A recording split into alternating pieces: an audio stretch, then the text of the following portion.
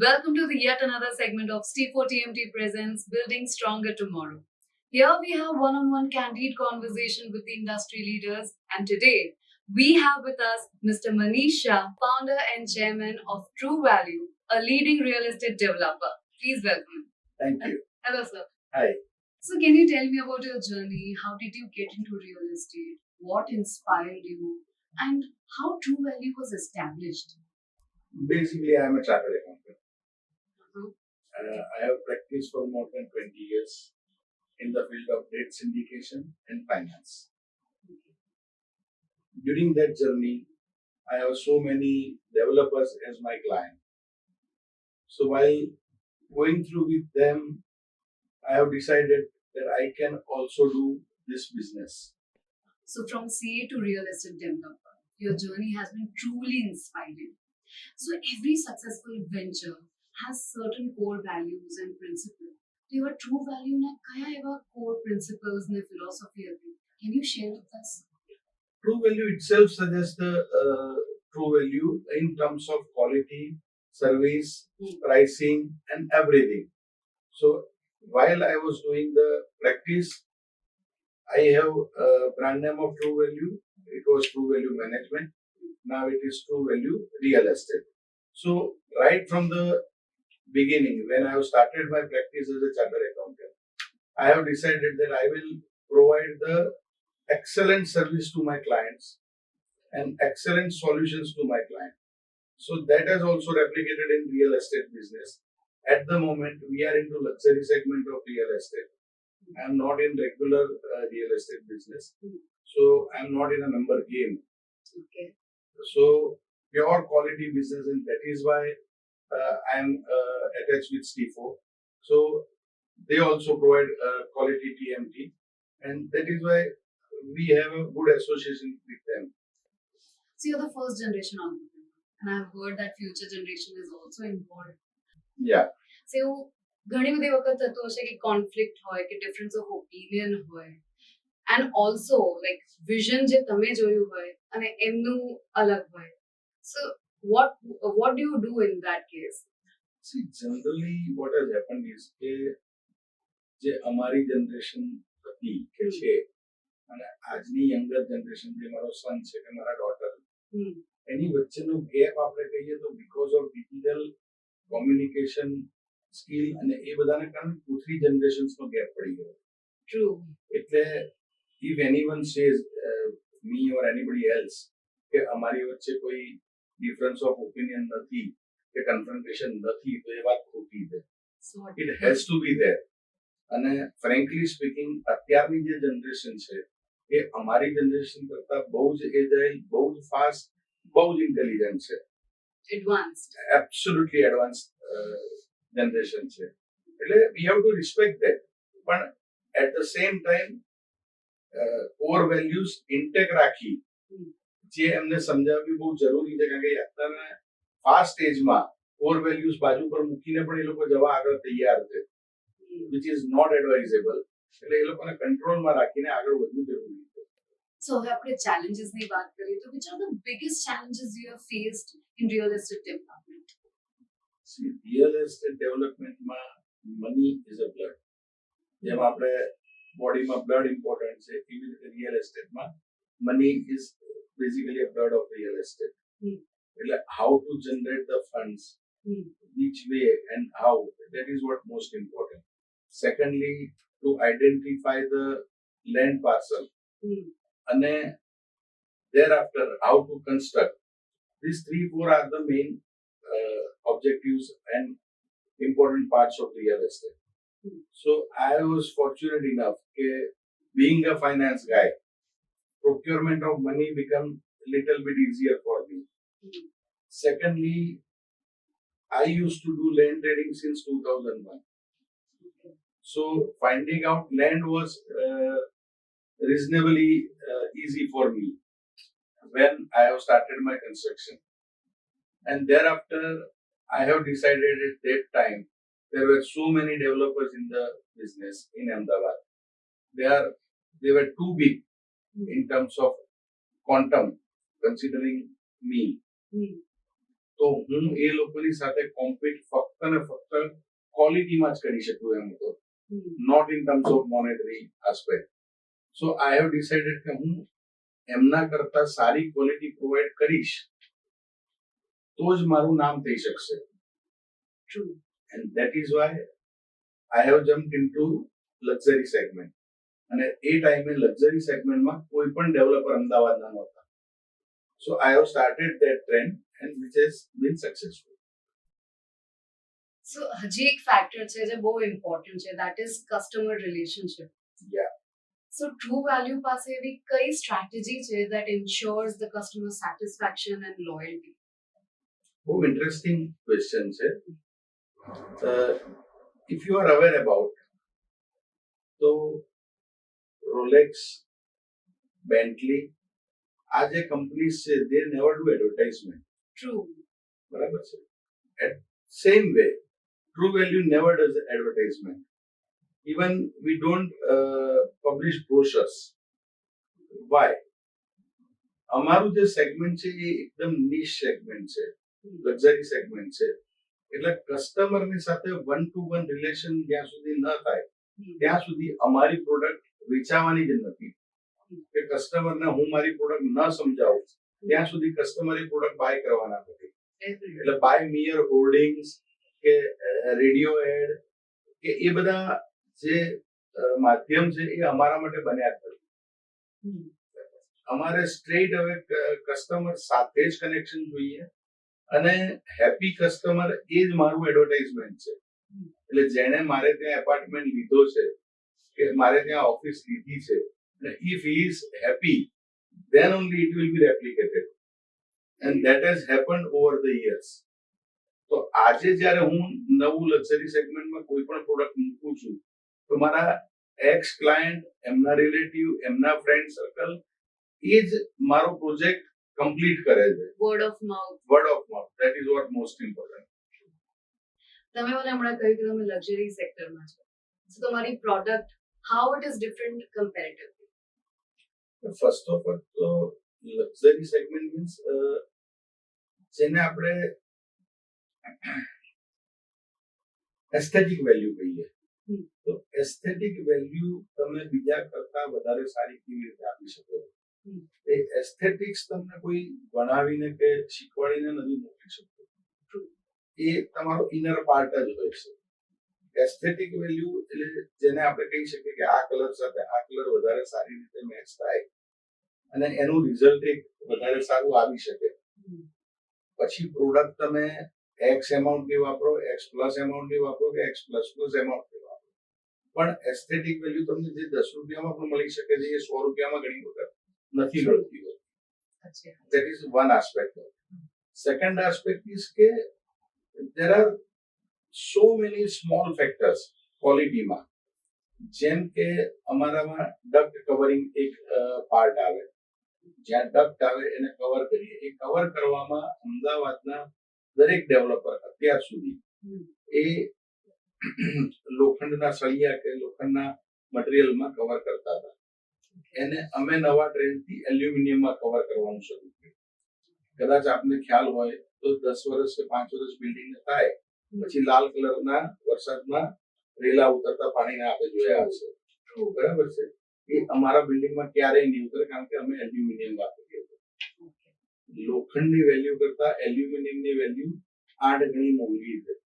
પણ we have started that trend કે we will do this. Garbage duct આપવાનો trend અમે શરૂ કર્યો ઓફિસમાં પણ અને રેસિડેન્સમાં પણ.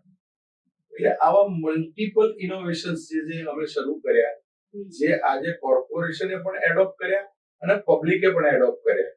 So that is how quality matters.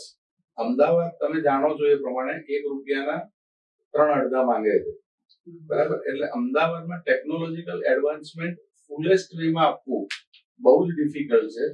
છતાં અમે ટ્રાય કરીને એ આપી રહ્યા છીએ. And that is why our name is there in the market. So આપણે ટેકનોલોજીની આટલી વાતો કરી. Now let's move forward to technicalities of materials. કે તમે ક્યાંથી સોર્સ કરો છો એ materials?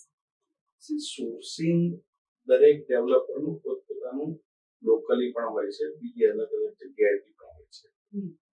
Important is innovations. Hmm. Innovation તમે શું કરો છો, that is what most important. Hmm. આગળના ક્વેશ્ચનમાં મેં તમને જણાવ્યું કે અમે એક ડક્ટ કવરિંગમાં ડિફરન્શિએટ કર્યું કે લોખંડને બદલે એલ્યુમિનિયમ વાપરીને આ ડિફરન્સ ક્રિએટ કર્યો. આવી જ રીતે અમે કોમર્શિયલ બિલ્ડિંગમાં અમારા બિલ્ડિંગની આખી ફસાદ ચાઇનાથી ઇમ્પોર્ટ કરીને લગાવી, જે અમને કોસ્ટ બેનિફિશિયલ પણ થઈ. મટીરિયલની રીતે એલ્યુમિનિયમ મટીરિયલ અમે લોખંડને બદલે આખા ફસાડમાં વાપર્યું, જેનાથી વેઇટ ઓછું થયું બિલ્ડિંગનું, અને જેની ઇમ્પેક્ટ વિન્ડ ફ્લક્ચ્યુએશનમાં થાય. આજે 80 મીટરનું બિલ્ડિંગ કે 70 મીટરનું બિલ્ડિંગ બને, એમાં વિન્ડ આસ્પેક્ટ પણ એટલો જ ઇમ્પોર્ટન્ટ હોય છે. એટલે આ રીતે ટેકનિકલ એડવાન્સમેન્ટમાં અમે day in day out research કરી નાના એવા ઘણા બધા આસ્પેક્ટ છે જે ડિસ્કસ કરવા જવું તો 2-3 કલાક કદાચ થાય, પણ આવા મલ્ટિપલ ઇશ્યુઝ જે છે એ અમે એને કોન્સન્ટ્રેટ કરી અને એને રિઝોલ્વ કરીએ છીએ, અને એમાં ઇનોવેશન્સ લાવીએ છીએ જે કદાચ કસ્ટમરને ધ્યાનમાં પણ ન આવે, અને ધ્યાનમાં આવે તો એને ઇઝ ઓફ ઓપરેશન્સમાં કામ લાગે. જેમ કે અમે રેસિડેન્શિયલ એપાર્ટમેન્ટમાં ફર્સ્ટ ટાઈમ સ્ટાર્ટ કર્યું કે હીટ પંપ સિસ્ટમ અમે આપીએ. હીટ પંપ સિસ્ટમ એટલે ગરમ પાણીની નો સોર્સ જે હવામાંથી જ એ સૂકી હવા બનાવી અને પાણીમાં કન્વર્ટ કરે ગરમ પાણીમાં. એ ટેકનોલોજી અમે દરેક એપાર્ટમેન્ટમાં આપી, જે પહેલા ગીઝર કે એ બધા સિસ્ટમમાં વપરાતી હતી. એ એબ્સોલ્યુટલી એબોલિશ આજે થઈ ગઈ હીટ પંપ સિસ્ટમના કારણે. એ જે શરૂ અમે અમારા એપાર્ટમેન્ટમાં કરી. એટલે આવા ઘણા બધા ટેકનિકલ એડવાન્સમેન્ટ અમે એડોપ્ટ કર્યા અને ઇમ્પ્લિમેન્ટ કર્યા. તમે આટલા બધા ઇનોવેશન્સ કરો છો ટ્રુ વેલ્યુની અંદર, તો બિલ્ડિંગના સ્ટ્રેન્થ માટે તમે શું કરો છો? તમને કદાચ ખ્યાલ નહીં હોય કે અમદાવાદમાં પહેલું 70 મીટરની હાઈટ વાળું બિલ્ડિંગ એ ટ્રુ વેલ્યુએ બનાવ્યું, જે 2008માં શરૂ કરી અને 2011માં ટ્રુ વેલ્યુએ વેસ્ટગેટના નામથી 70 મીટરની હાઈટનું ફર્સ્ટ બિલ્ડિંગ અમદાવાદમાં બનાવ્યું. એ ટાઈમે 6 ફૂટની હાઈટનો રાફ્ટ, અત્યાર સુધી જે પણ બેઝ ભરાતા હતા એ કોલમ અને એનાથી ભરાતા હતા. હવે ફર્સ્ટ ટાઈમ રાફ્ટ સિસ્ટમથી એનો બેઝ ભર્યો. એ ઇનવે ફર્સ્ટ ટાઈમ ઇનોવેશન હતું. ઇનોવેશન ન કહી શકાય, કારણ કે system was there, use first time થઈ બિલ્ડિંગમાં. જે ગવર્મેન્ટ બિલ્ડિંગમાં ને બધામાં થતી હતી તે પ્રાઇવેટ કોમર્શિયલ આસ્પેક્ટમાં ફર્સ્ટ ટાઈમ થઈ. આવી રીતે ક્વોલિટીને ધ્યાનમાં રાખી અને ઘણા બધા ઇનોવેશન કન્સ્ટ્રક્શન લેવલે પણ અમે કરી રહ્યા છીએ અને ડે ઇન ડે આઉટ કરી રહ્યા છીએ. સો આમાં ટીએમટી બાર્સનો શું રોલ છે? ટીએમટી બાર, જેમ મેં કીધું કે આપણા શરીરમાં જેમ બ્લડ છે એવી રીતે ટીએમટી બારનો યુઝ બિલ્ડિંગમાં ઇનડાયરેક્ટલી બ્લડની જેમ થાય છે. એક બિલ્ડિંગ એવરેજ આપણે ગણીએ છીએ કે 100 વર્ષ સુધી ઊભું રહે, તો એ 100 વર્ષ સુધી ઊભું રાખવામાં ટીએમટી બાર જ મેઇન આસ્પેક્ટ છે, જેની ક્વોલિટી કે જેની સ્ટ્રેન્થ એ જ આખા બિલ્ડિંગ, જેમ આપણે કરોડરજ્જુ આપણા શરીરમાં છે એ કરોડરજ્જુના આધારે જેમ આપણે ઊભા રહીએ છીએ એવી જ રીતે ટીએમટી બારના આધારે એ બિલ્ડિંગ ઊભું રહેશે. Rest is supporting that building, પણ દરેક બિલ્ડિંગની કરોડરજ્જુ એ ટીએમટી બાર છે. એટલે કઈ ક્વોલિટીના ટીએમટી બાર તમે યુઝ કરો છો એના ઉપર આખો આધાર રહેલો છે. એટલે એની ક્વોલિટી અને એની ક્વોલિટીનું મેઝરમેન્ટ અમે અમારે ત્યાં ઇનબિલ્ટ સિસ્ટમ સાઇટ ઉપર રાખીએ છીએ, જે દરેક ટીએમટી બાર આવે એનું અમે ટેસ્ટિંગ કરીએ છીએ દરેક બેચનું, અને there after we use that TMT bars. So આ ટીએમટી બારના યુસેજમાં તમે સ્ટીફોને કેવી રીતે જુઓ છો? સ્ટીફો જે કંપની છે એને હું કમ્પેર કરવા જાઉં તો હું એને થોડા ઘણા પાર્ટે ટ્રુ વેલ્યુ સાથે કમ્પેર કરી શકીશ. કે એમના પ્રમોટર્સને હું ઘણી વખત મળ્યો છું અને એમના જે કન્સર્ન્સ ક્વોલિટી બાબતે હોય છે કે જસ્ટ એ મને ટીએમટી બાર્સ વેચવા માટે મળે છે એવો એમનો ક્રાઇટેરિયા નથી હોતો. દે ઓલવેઝ કન્સર્ન વિથ ક્વોલિટી, અને અમે અમારે ત્યાં જે ક્વોલિટી મેઝર્સ એડોપ્ટ કર્યા છે અને જે ટેસ્ટિંગ ઇક્વિપમેન્ટ એડોપ્ટ કર્યા છે એ દરેકમાં ઓન એન એવરેજ અમે જે ટીએમટી પાસ, હું એવું નહીં કહું કે અમે ફક્ત સ્ટીફો જ વાપરીએ છીએ, અમે સ્ટીફોની સાથે ઘણા બધા ટીએમટી પાસ વાપરીએ છીએ, પણ અમારા ટેસ્ટિંગના જે રિઝલ્ટ છે એ સૌથી સારા રિઝલ્ટ અમને સ્ટીફોમાંથી અત્યાર સુધી મળ્યા છે.